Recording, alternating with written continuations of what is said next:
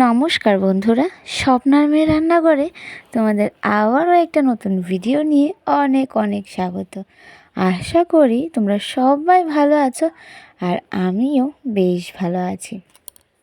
আজকে একটা তোমাদের সাথে নিরামিষ রেসিপি শেয়ার করতে চলেছি। তো সেটা রান্না করার জন্য যা যা লাগবে আমি সব কিছু নিয়ে নিয়েছি। আজকে রান্নাটা একটু স্পেশালভাবে রান্না করব।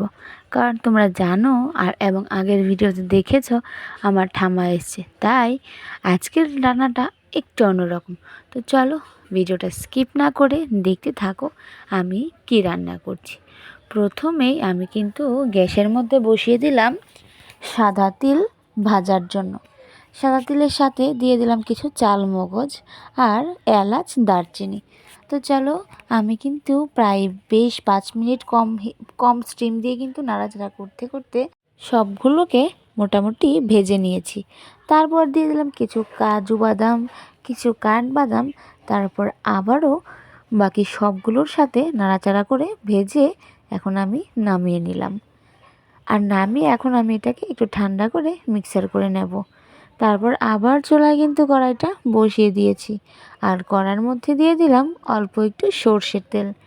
তেলের মধ্যে প্রথমেই আমি দিলাম কিছু ক্যাপসিকাম, তারপর আমি দিয়ে দিলাম পনির। তো চলো এখন ক্যাপসিকাম আর পনিরগুলোকে একটু নাড়াচাড়া করে দিয়ে দেব কিছু টমেটো। তারপর আমি সবগুলোকে ভালো করে নাড়াচাড়া করে ভেজে তুলে নেব। এদিকে পনিরগুলো ভাজতে ভাজতে আমি কিন্তু ভেজে রাখা সবগুলো ইনগ্রিডিয়েন্টস আমি এখন মিক্সার করে নিলাম আর ওগুলোর সাথে দিয়ে দিলাম কাঁচামরিচ আর আদা। দেখো এদিকে কিন্তু মিক্সারও হয়ে গেল আর এদিকে টমেটো, ক্যাপসিকাম আর পনির ভাজাও হয়ে গেল। এখন আমি সবগুলো নামিয়ে কড়াইতে দিয়ে দিলাম এক টুকরো বাটার আর বাটারের মধ্যে দিয়ে দিলাম একটা তেজপাতা আর কিছু পাঁচফোড়ন। তারপরে দিলাম কিছু পরিমাণে সাদা তিল আর দিয়ে দিলাম একটা স্টার। আর যখন সবগুলো ভালোভাবে ভাজা হয়ে গেছে, মানে পুরো সম্ভারটা চলে এসছে, তারপরে আমি দিয়ে দিলাম বেটে রাখা বাদামের পেস্ট। এখন আমি দিয়ে দিলাম টক দই। তারপর নাড়াচাড়া করে দিয়ে দিলাম অল্প একটু জল। জলটা যখন একটু ফোটানো ফোটানো ভাব হয়ে এসছে তখন আমি দিয়ে দিলাম ক্যাপসিকাম ভেজে রাখা, পনির আর টমেটো। তারপর একটু নাড়াচাড়া করে দিয়ে দিলাম স্বাদ মতো লবণ। ঝোলটা যখন প্রায় ঘন ঘন হয়ে এসছে তখন আমি দিয়ে দিলাম 1 চামচ জিরের গুঁড়ো, 1 চামচ গরম মশলার গুঁড়ো আর দিয়ে দিলাম অল্প একটু চিনি। তারপর নাড়াচাড়া করে আমি কিন্তু তরকারিটাকে নামিয়ে নিলাম। তো হয়ে গেল আজকের আমার রান্নাবান্না।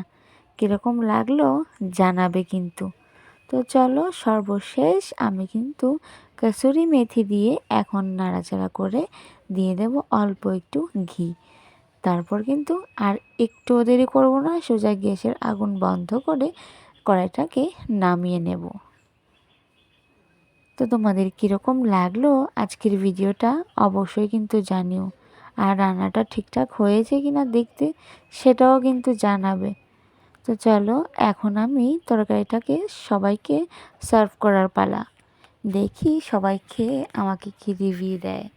তোমাদের দেখতে কীরকম লাগলো অবশ্যই কমেন্ট করতে ভুলবে না। তো আজকে আমার রান্নাবান্না ছিল ফ্রাইড রাইস আর ভেজ বাটার পনির। আমার দেওয়া সেই নামটা, সেটা আমি ইচ্ছে করে বাটার পনির দিয়েছি। তো তোমাদের দেখতে কীরকম লাগছে জানিও। আজকের জন্য এখানেই বিদায় নিচ্ছি। সবাই ভালো থাকো, সুস্থ থাকো, অনেক অনেক হ্যাপি থাকো। স্বপ্নার মেয়ের রান্নাঘরের তরফ থেকে তোমাদের আবারও অনেক অনেক ধন্যবাদ তোমাদের মূল্যবান সময় আমার ভিডিওতে দেওয়ার জন্য। তো চলো টাটা।